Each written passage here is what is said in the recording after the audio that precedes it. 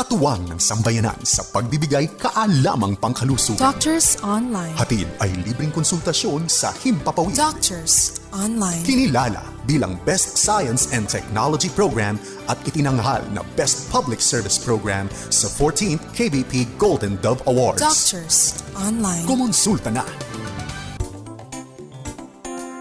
Hello, magandang hapon mga kaagapay. Welcome po sa Doctors Online kung saan hatid namin ang libreng konsultasyon on air. Ako po ang inyong kaagapay sa kalusugan, Dr. Marlon Abad, isa pong dentista.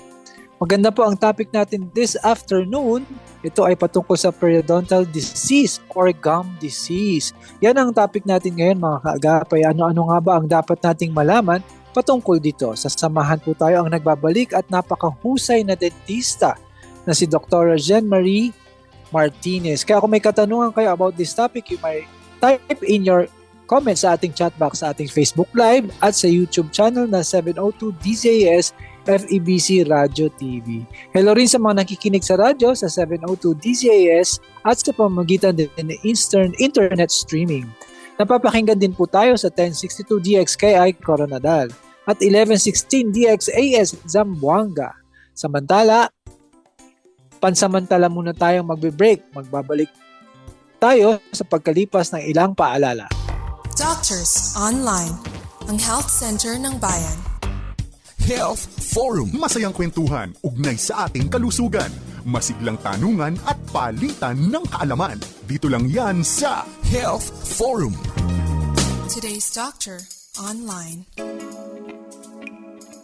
Hello, good afternoon mga kaagapay. Ikaw pa rin ay nakikinig sa Doctors Online dito po sa 702 DZAS Radio TV. Tuloy po sa Health Center ng Bayan kung saan may libreng konsultasyon sa Himpapawid. Muli po ako inyong kaagapay sa kalusugan, Dr. Marlon Abad. Upang mabigyan tayo ng sapat na kaalaman sa ating paksa ngayong araw, makakasama natin via Zoom si Dr. Jean Marie Martinez. Pero before anything else, babasahin ko po muna ang kanyang maraming credentials. Siya po ay graduate ng Doctor of Dental Medicine sa Centro Escolar University noong 1999. She took her residency sa training program in pediatric dentistry in Banawe, Quezon City noong 2010. An active member of the Philippine Pediatric Dental Society, Inc. is 2012. Is currently a member of the La Union Dental Chapter. Chairman po siya ng PDA website noong 2023-2024 and has been granted fellowship from two distinguished honorary dental organizations, namely the International College of Dentists and Pierre Fauchard Academy. Member po siya ng PDA Speakers Bureau and have guested in various speaking engagement in different dental local chapter and seminars, including television, radio, and online streaming to promote oral health education for the dental public, for general public since 2013. She is clinical practice in Eye Dentista Asia in La Union and Quezon City. And she is currently residing in La Union with her husband and son. Good afternoon po, Doc Jean. Good afternoon, Dr. Marlon Abad, at magandang hapon rin po sa lahat ng mga nakikinig at nanonood po ng Doctors Online ngayong hapon na ito. Maraming salamat again for inviting me. Yes, welcome back, Doc. And nagagalak po ang Doctors Online at kayo ay nagbabalik muli. Baka meron po kayong gustong i-greet dyan this afternoon. Binabati ko po ang aking husband at si Romel at ang aking anak si Veda, nanonood po sila ngayon, at yung aking mga colleagues sa dental profession at yung mga staff po ng aming clinic. And of course, syempre yung mga nanonood, maraming salamat po at kayo po ay nakikinig ngayon. Excited naman po kami para mag-discuss na isang napaka-interesting na topic. And maraming salamat ulit sa pag-invite sa akin ngayong hapon. Yes, thank you Doc at nandito kayo muli. Doc, napakaganda ng topic natin ngayon. Periodontal disease or gum disease. Ano po ba ang ibig sabihin ng periodontal disease?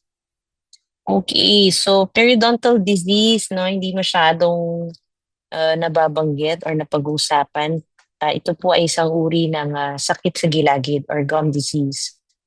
At ito ay actually isang infeksyon sa ating gilagid na sumisira sa mga paligid sa ngipin like the supporting bone, and the gums of the teeth.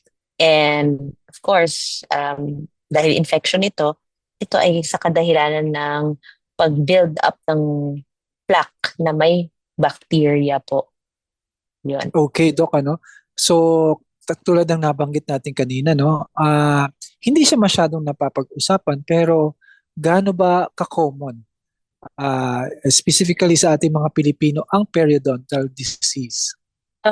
Periodontal disease, according to the National Medical Epidemiological Survey, no, yung NMEDS, 78% ng mga Pilipino ay mayroong periodontal disease. Pero kung titingnan natin on a practical scale, para mga 5 out of 10, no, of the Filipinos, meron pong ganito. Yung tinatawag na periodontal disease. Marami-rami din po ang meron pong periodontal disease. Oo, Doc, ano? Kasi ang periodontal disease, karamihan talaga, nakikita natin gusto lang magpa-cleaning, pero syempre na-educate natin sila, di ba? So, Yes. paano natin ginagawa yun? So, kasi syempre, bago kasi syempre, ang mga causes at mga symptoms ng taong merong periodontal disease. Okay, so yung isa sa mga pangunahing cause ng periodontal disease is yung pagka nag-accumulate, no, yung bacterial plaque sa ngipin, yung dumi na tinitake natin for granted, no. Ito ay yung dumi na yan, which is what we call the plaque or the biofilm na nakadikit sa ngipin.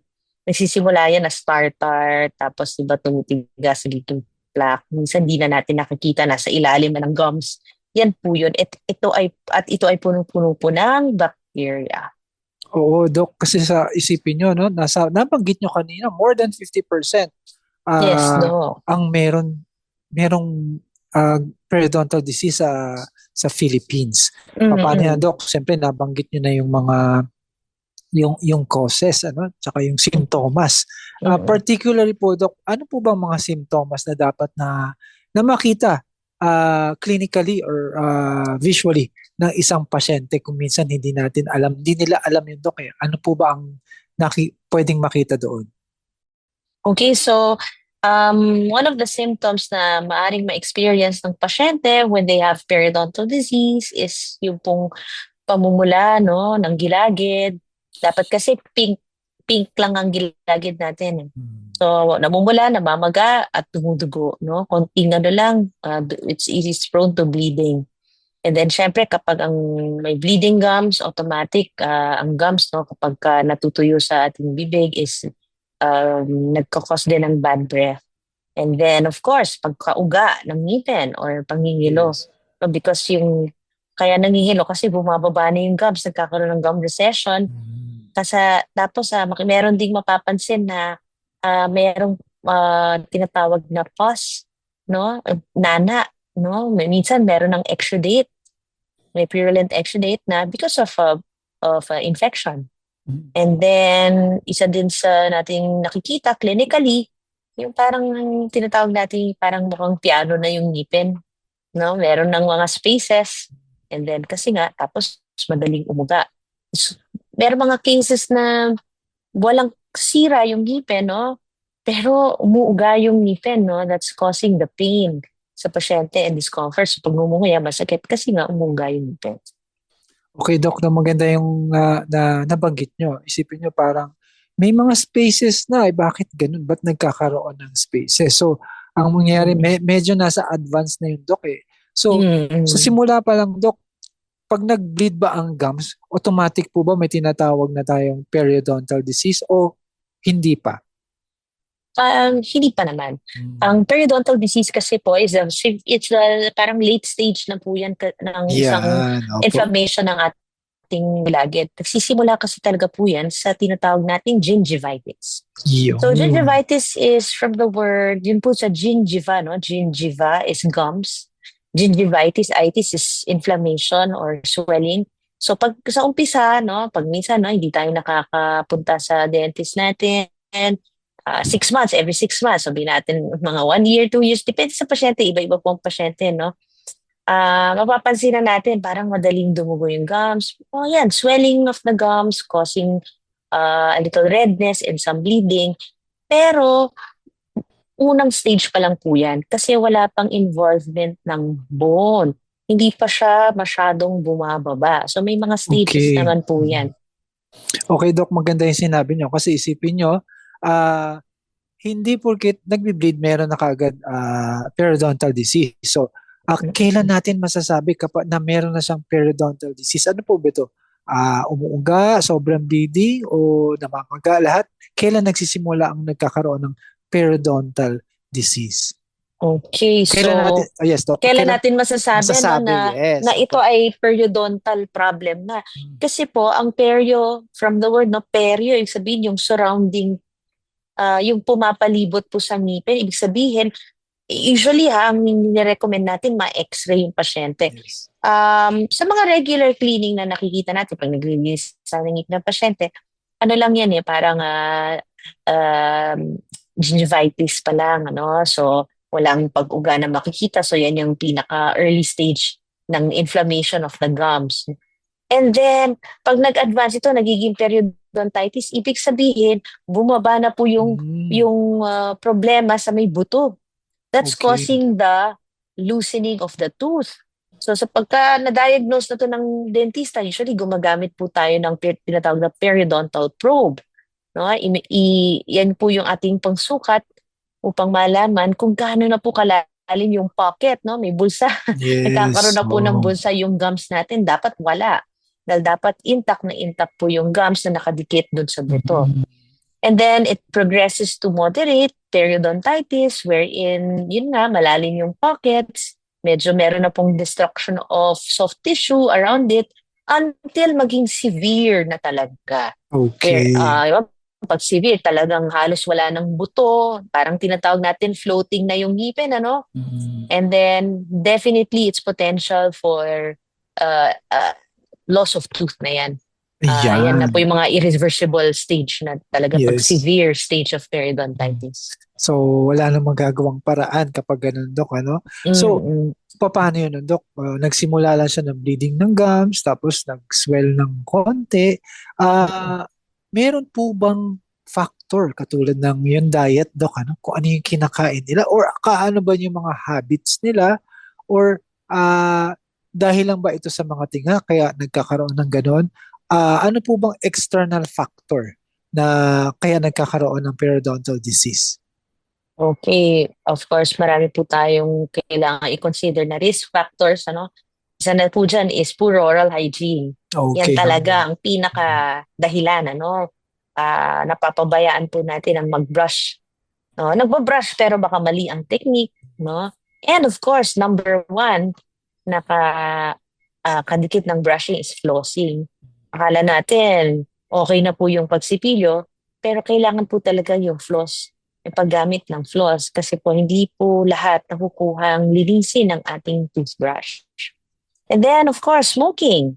Ang paninigarilyo increases the risk of gum disease, no? Dahil po yung ating paggamit ng sigarilyo, di ba po, mainit yan, no? And then, it causes vasoconstriction of the blood vessels in the gums. So, syempre, hindi nagiging healthy environment.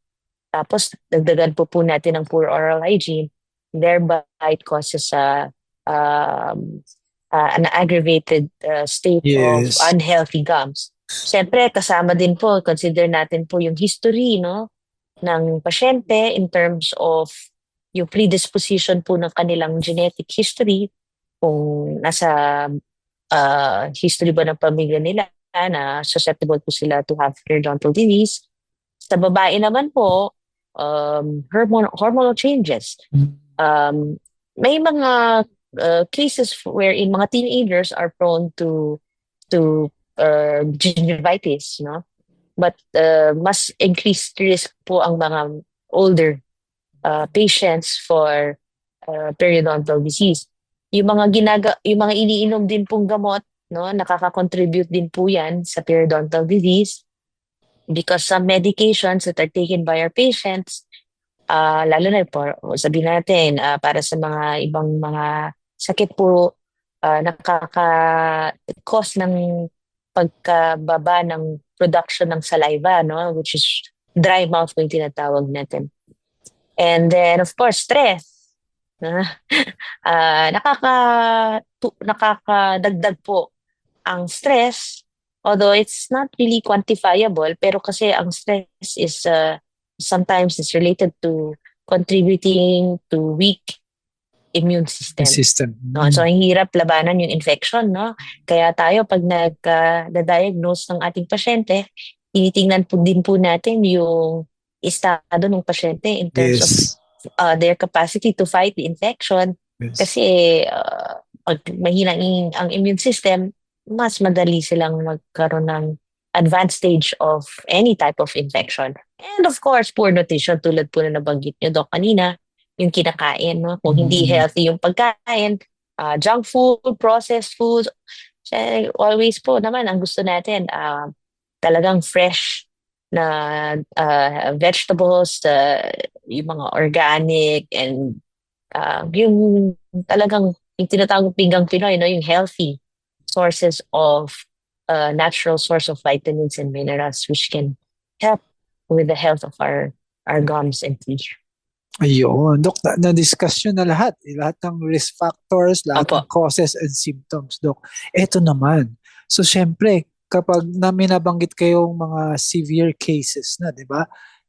May mga complication na siya. Ano ba may example? Yung talagang nagkakaroon ng complication ng ang pasyente ng periodontal disease. Ano po yung risk factor, meaning kung siya ba ay mag-aalala sa kanyang overall health, or baka meron siya ay compromised or may comorbidity ang pasyente. Ano po ba ang babantayan dito kung may mga komplikasyon na? Pagka may periodontal disease po kasi, ang isang pasyente, ang babantayan natin is pagkawala ng ngipin, lalo na in its advanced stage. Yun nga, yung nabanggit natin kanina, kapag masyado ng kinain na ng bacteria yung surrounding periodontal structure, yung pong humahawak sa ngipin, yung buto bumababa, yung gums halos wala nang kumakapit sa yun yung complication. We can lose our teeth. Kahit na yun nga, kahit walang sira, buong-buo yung ngipin, ang ganda ng enamel, pero ang natamaan ng bacteria, kasi iba po yung bacteria na sumisira ng gilagid at yung buto Iba rin po yung bacteria na sumisira ng ngipin. So yun talagang pinaka-ayaw natin mangyari kapag nagkaroon na tayo ng periodontal disease. Oo, Doc. Yun na yun. Complicated na. Or talagang bubunutin na, Doc. Pero ito, Doc, ang isang magandang naisip ko na itanong sa iyo, yung periodontal disease and diabetes. Yan. Ano po, kasi may mga periodontal disease ang normal na tao na walang sakit, at meron namang periodontal disease, lalo na yung mga diabetic na patient. Ano po ang difference nila? Ang diabetes kasi po nakaka-increase ng risk for periodontal disease because pag mataas po yung blood sugar level sa ating sa katawan, lalo sa oral cavity, tumataas din po yung pagdami ng bacteria, no? Kung mataas po yung pagdami ng bacteria, syempre po dadami yung pag-form o yung pag-build up ng plaque. Yes. And then, syempre, anong susunod doon? Mamamaga yung gilagid, di ba? And then, of course, isa pa is, pag may diabetes po kasi, may sinasabi din po ng studies, primarily, not necessarily diabetes itself, but sometimes because of the medications that the patient is taking, it can reduce the production of yung saliva. Ang saliva po natin, ang laway natin, napaka-importante po yan na component ng ating bibig. No? Our saliva is a very natural part of our body na naglumilinis ng ating bibig. So kapag mababa yung saliva production, yun, nagiging increase po yung risk for periodontal disease. Okay, so isa sa mga additional risk factors pag may diabetes po ang pasyente when it comes to periodontal disease. Pag may diabetes po kasi, nakaka-apekto po sa blood vessels, no? Which leads to poor circulation. So, ang kalaban lagi ng diabetes is healing, no? So, kaya lagi nating nire-recommend po sa ating mga patients na medically compromised, those with who are diagnosed with diabetes, to have their regular cleaning. No, wag nilang skip yung kanilang oral prophylaxis. Yes. Okay, Doc. Salamat po dyan. At Doc, is periodontal disease curable? Well, for early stages, it's preventable. But for advanced stages, it's irreversible. So, kaya ang very unfortunate kapag naabutan ito at na-diagnose at its late stage. But there are novel procedures where yung pupunta nga lang po sa specialista yung pasyente sa isang periodontist. Okay. Yan. Periodontist, no? Specialist po talaga sila wherein they can really save the tooth. And it's already, ang tawag po natin dyan, Doc, di ba, is periodontal surgery na.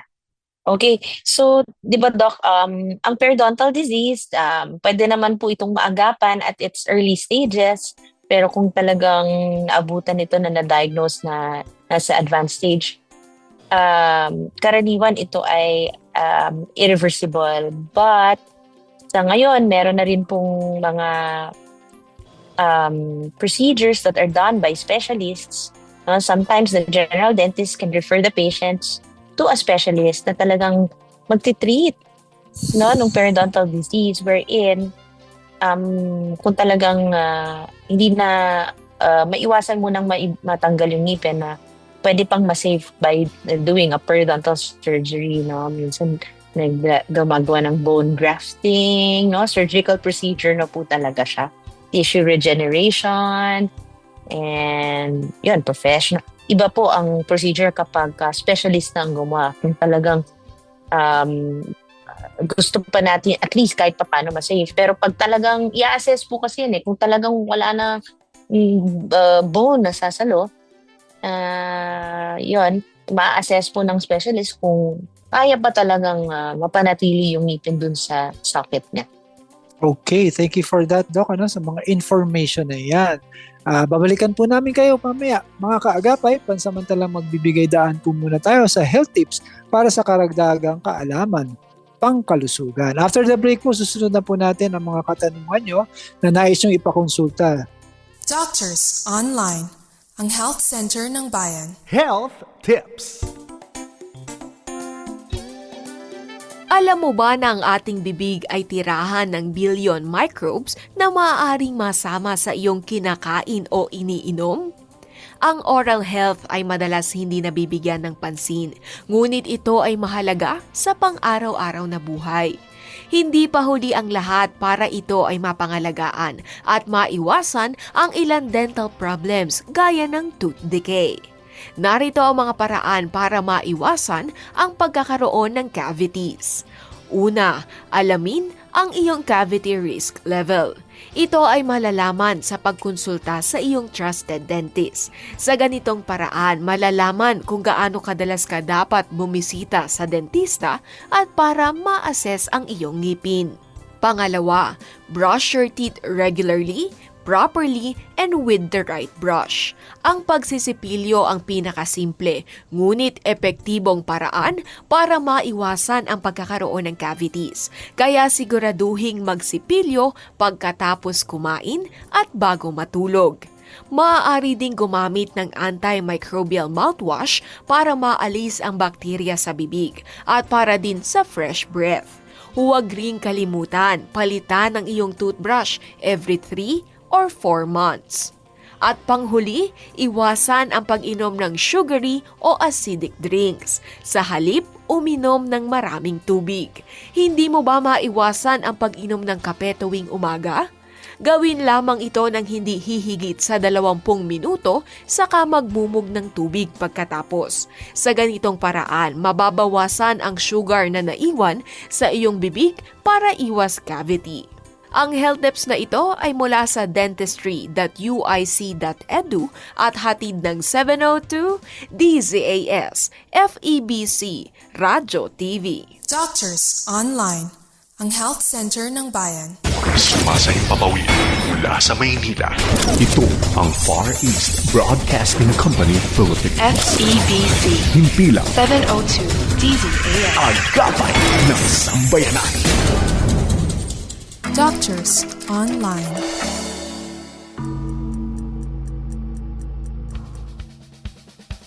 Iyo ang tanong. Kay Doc ang sagot.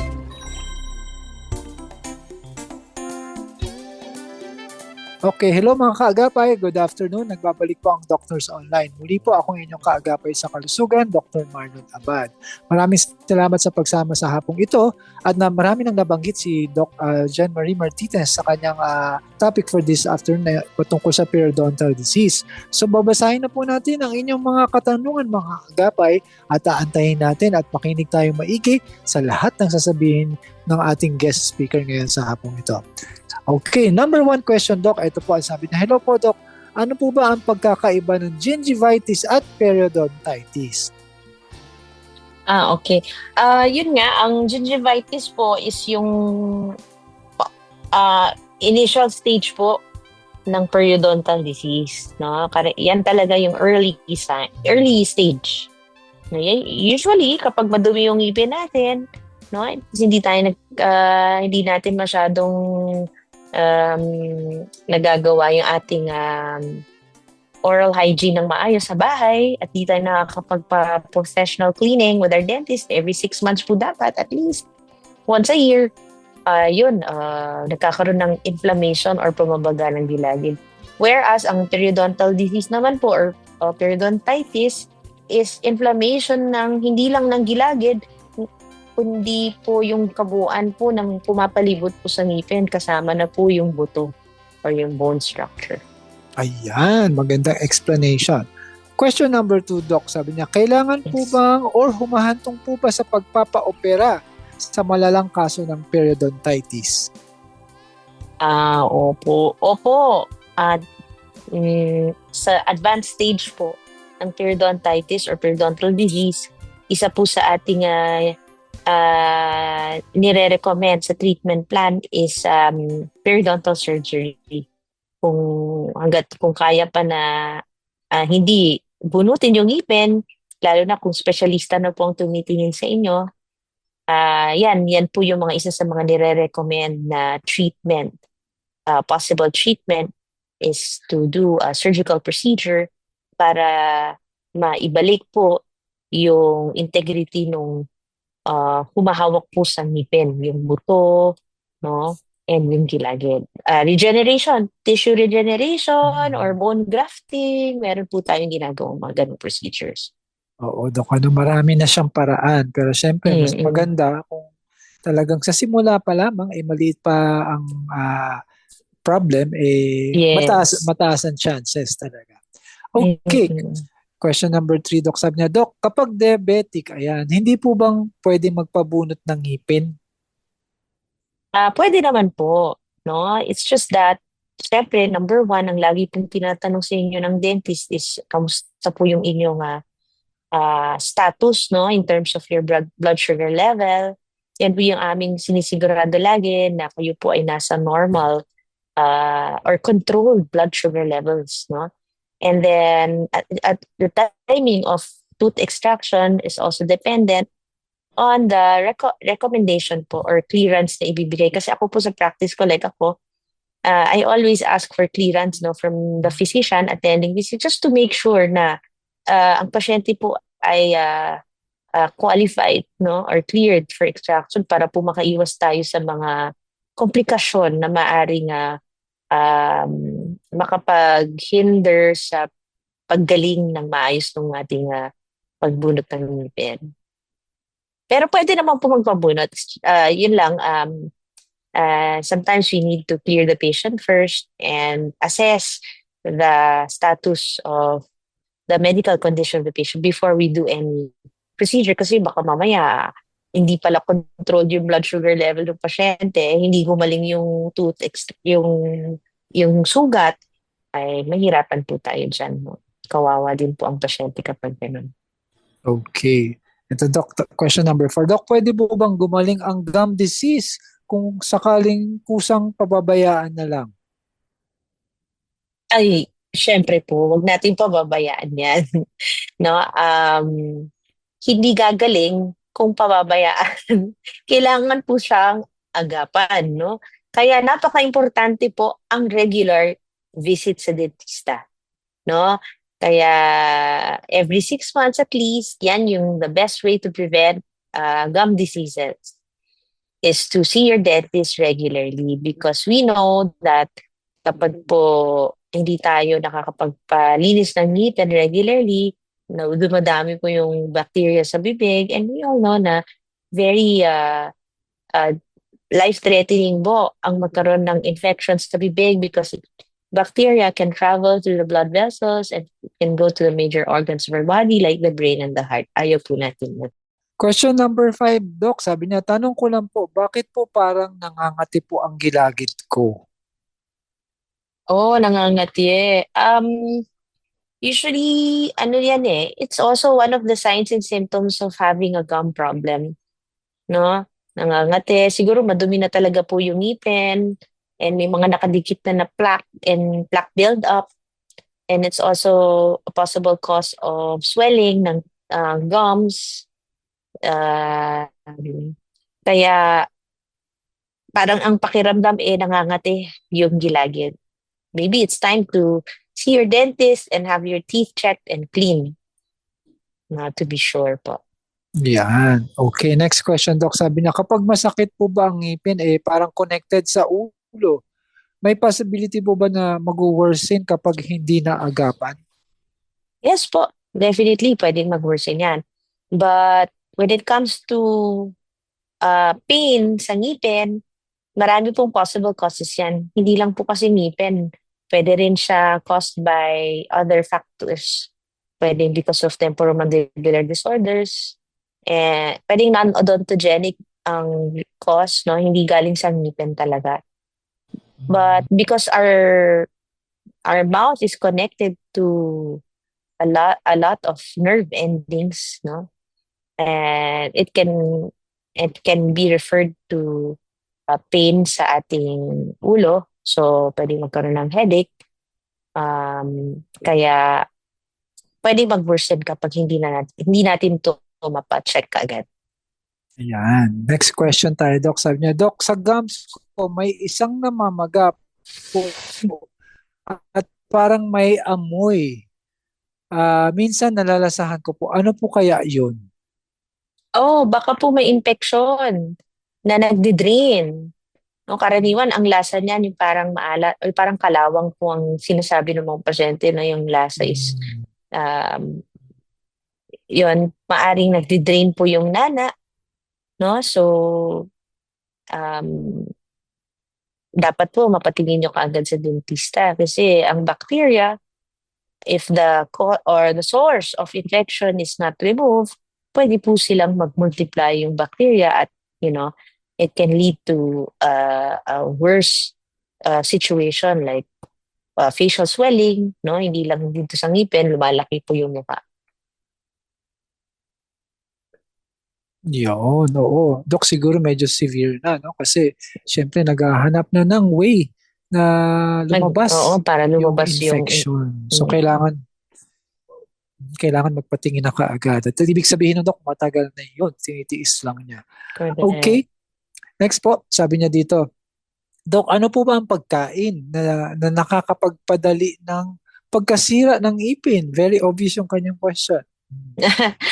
Definitely, yung mga matatamis, no? Yung mga starchy foods that are cooked in high temperature, mga processed foods. Alam na natin yan, chocolates, candies, but gusto ko lang din ipaalam sa mga ating mga manonood, it's not just the food that we eat, but it's how often we eat no? Yung frequency Yes. of putting food into our mouth, which causes acid attack, no? Pag Mm. madaming food, lalo na yung mga junk food, no? Tapos kain maya't maya, pagka halimbawa no, nagbi-binge tayo, manood ng mga Korean novelas, di ba? Lagi may Mm. pagkain sa tabi. Kain tayo ng kain. Well, especially mga unhealthy foods, ano? Um, Bumababa po yung ng pH ng ating bibig, mas lalo pong mabilis matunaw yung ating ngipin.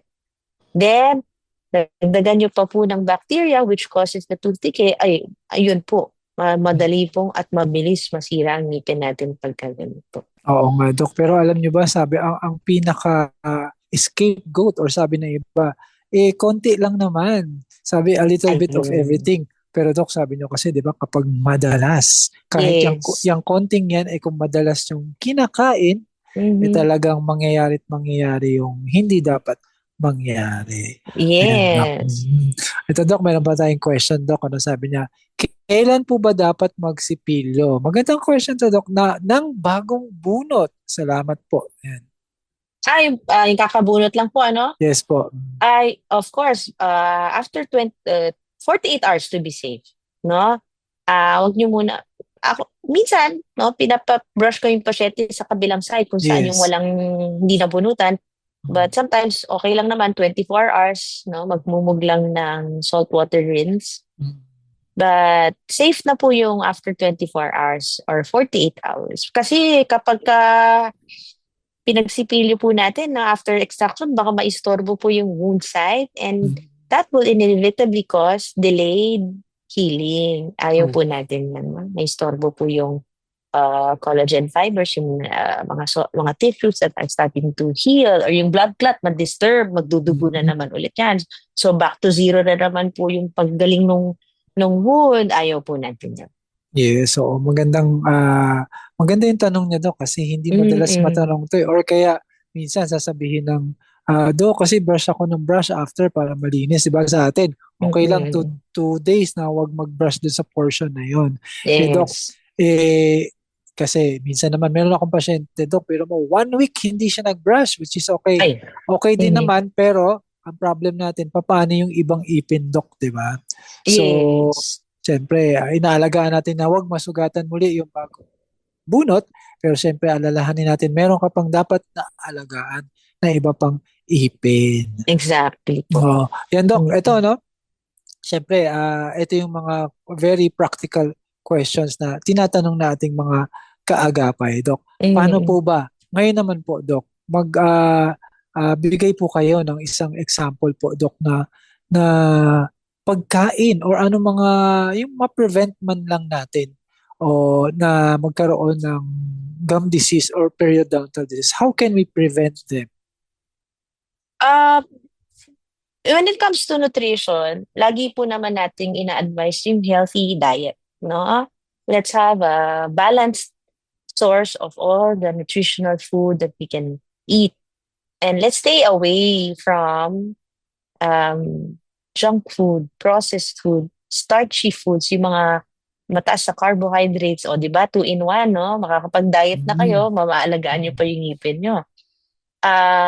Always eat yung mga foods that are rich in fiber. Yan, no? Huwag tayo masyadong tamarin, mumuya. No?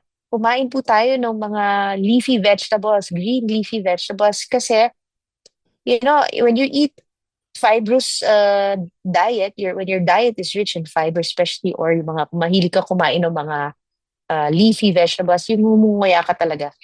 Hindi po alam ng karamihan or maybe nakakalimutan ng marami, ang buto ay lalong nagiging matibay.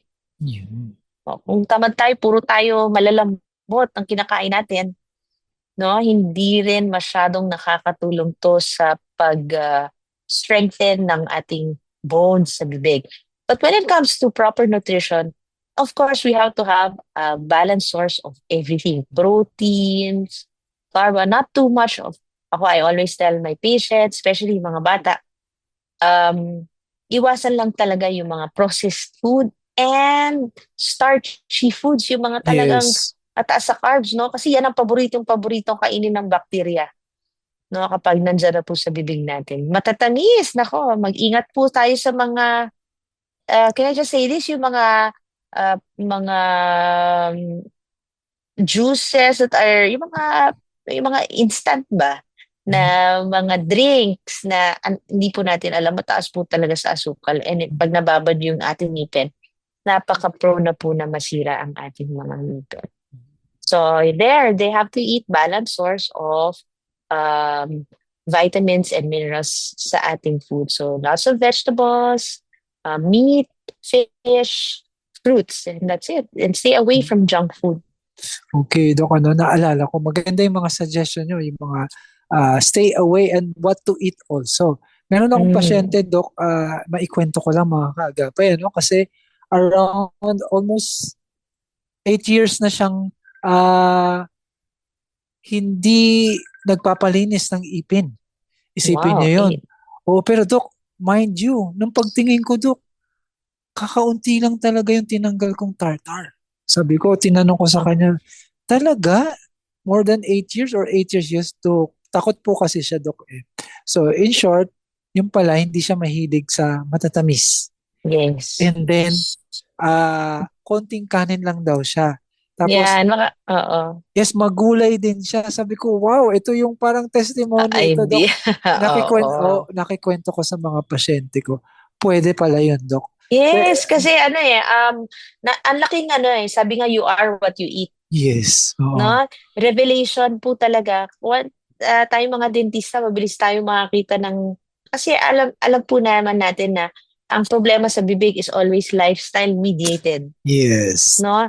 Hindi siya nanggagaling sa isang factor lang eh. It's really based on how you eat, how often, how's your hygiene. Pero sa pagkain, makikita mo pag yung pasyente nagda-diet, kakaunti kinakain, kita mo yung ngipin niya, parang alinis, So wala siya masyadong yes, Dok. plaque or tartar buildup kasi wala masyadong carbs yan. Pero pag minsan Doc, share ko lang yung isang patient ko na mahilig sa bread. Mahilig sa bread, sa pizza, pasta. Ay nako, ang taas po ng plaque buildup. Totoo yan. Well, that's for my experience. I don't know, kayo Doc, kung nakikita nyo rin po. Di ba, ganun po yung nakikita natin Yes, pagka mataas sa carbs yung pasyente, taas din ng plaque buildup. Yes, So, Doc. makikita mo, pag hindi na healthy yung diet ng patient, naku, malakas kumain to. But Yes. we're not naman saying na you deprive yourself of these comfort foods. It's just that you should eat in moderation. A balance of everything is good for our health. Always. Yes, oo. Sa totoo lang, madaling sabihin, Doc, yung balance for everything. Pero syempre, kailangan mag-try po tayo mga agapay kasi sa lahat naman ng mga bagay, kailangan natin ng balancing pagsunod sa mga bagay na dapat nating i-balance. Even yung mga sa oral health natin, lalo na po dyan. So kaya yung mga katanungan nyo na napakasimple, ayan, nasagot na ni Doc Jean. Doc Jean, may problema lang tayo. Wala na tayong oras. Ayan, bilis ng oras. Oo, masarap makipagkwentuhan talaga kapag maganda yung topic natin. Yes. Ayan.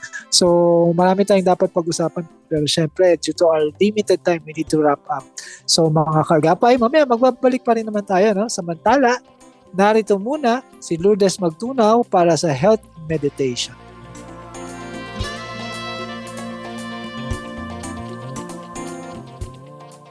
Doctors Online, ang health center ng bayan. Health Meditation.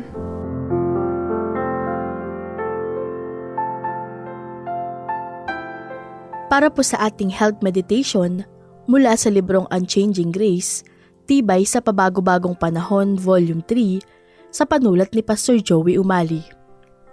Ang pamagat, Madaling lapitan si Jesus. Ang wika sa 1:15 verse 15, hindi ko na kayo itinuturing na mga alipin, sapagkat hindi alam ng alipin ang ginagawa ng kanyang Panginoon. Sa halip, itinuturing ko kayo mga kaibigan, sapagkat sinabi ko sa inyo ang lahat ng narinig ko sa aking Ama.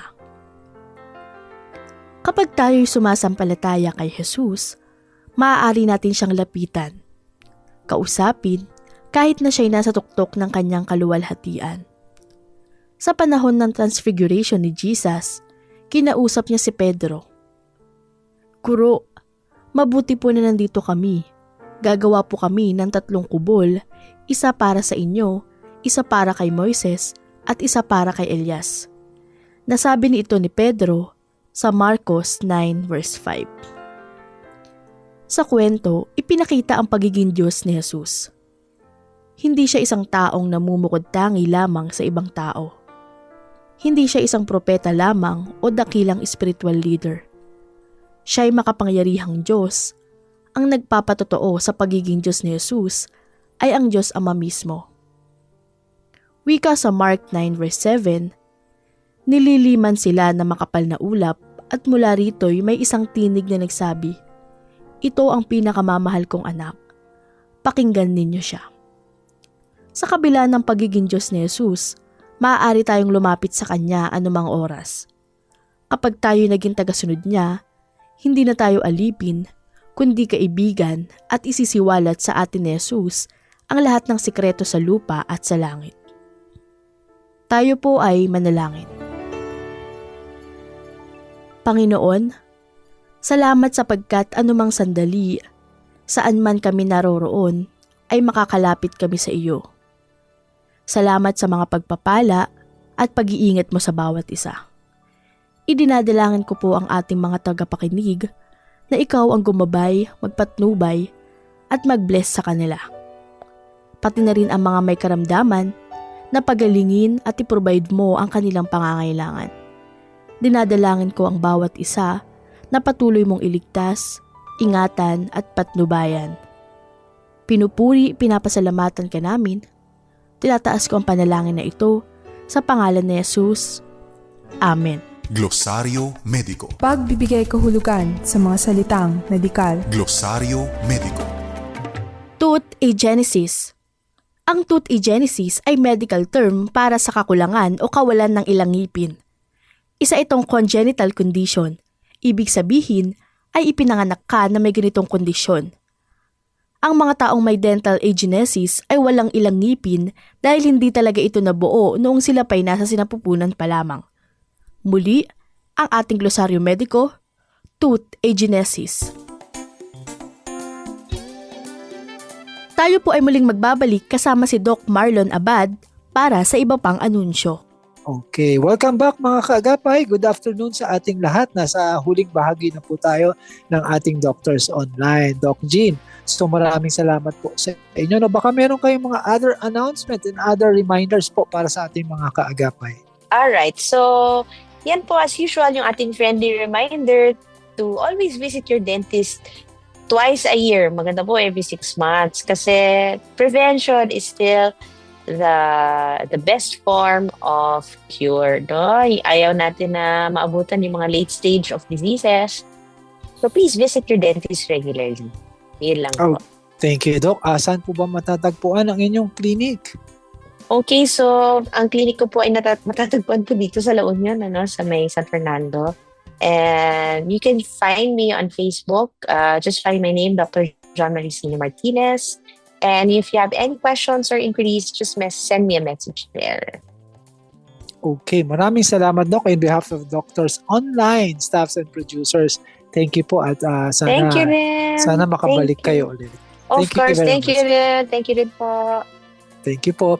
Salamat sa inyong pagsama dito sa amin sa Doctors Online. Nagpapatuloy po tayo sa ating public service sa pamamagitan ng 702 DZAS FEBC Radio TV. At syempre, ang inyong programang Doctors Online ay nagpapatuloy sa paghatid ng kaalamang pangkalusugan para sa inyo naming mga kaagapay.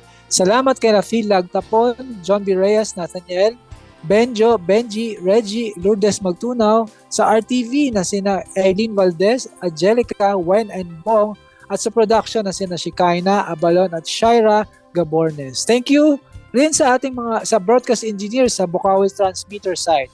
Inyo pong napakinggan ang Doctors Online from Mondays to Fridays 2 p.m. to 3 p.m. Ako po ang inyong kaagapay sa Kalusugan, si Dr. Marlon Abad. Nagpapasalamat at patuloy nagpapaalala sa ating lahat pangalagaan ng kalusugan dahil ang kalusugan ay kayamanan. Have a blessed afternoon, everybody.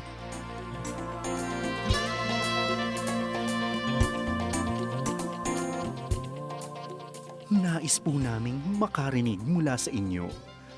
Para sa mga kuro-kuro, mungkahi, o mga bagay na nais ibahagi sa palatuntunang iyong napakinggan, sumulat lamang sa 702 DZAS, Agapay ng Sambayanan, 1 Corporate Center, 46th floor, Doña Julia Vargas Avenue, corner Meralco Avenue, Ortigas Center, 1605, Pasig City.